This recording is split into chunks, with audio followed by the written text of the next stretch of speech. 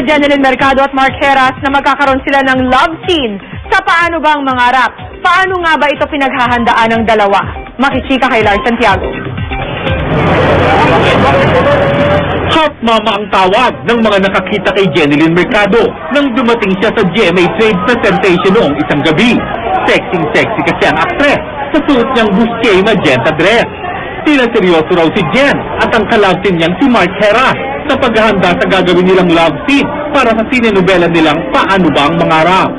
Si Jen ay maingat sa diet, samantalang si Mark naman ay halos araw-araw ngayong nag-gym. If ever dumating yung time na kailangan gawin yan, siguro yung magagawa naman namin na maayos na yan. Lalo pa ngayon na, ayun, sabi ko nga, kapag minsan wala pa naman nangyaring ilangan. Isip. Pag hindi na rin iba sa amin ni Mark yung mga ganong eksena kasi noon ginagawa rin naman namin sa mga pelikula, sa ilang mga shows. Mas mature lang. Pero niliwanag din ni Jen at Mark na hindi naman todo-todo ang gagawin nilang love scene. Baka raw kasi akalain ng mga tagahanga nila na magpapasexy na sila ng gusto. Lagi naman namin sinasabi, mature pero may limitation.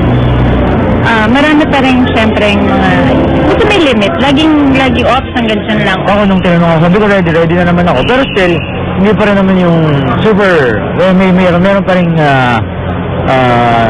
limitations.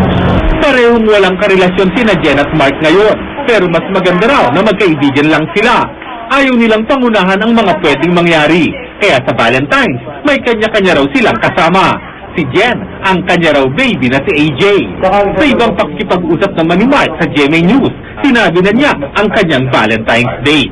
I-date ko na lang yung mom ko kasi I want to spend some time with my mom again. Mas dahil ko nang hindi nakakasama si mama. Labas, sa bahay everyday, siyempre. Pero yung may labas ulit yung my mom to a dinner date, diba, with my brother or my cousins. Siguro gawin ko na special day for my mom. Lars Santiago, updated sa Showbiz Happening.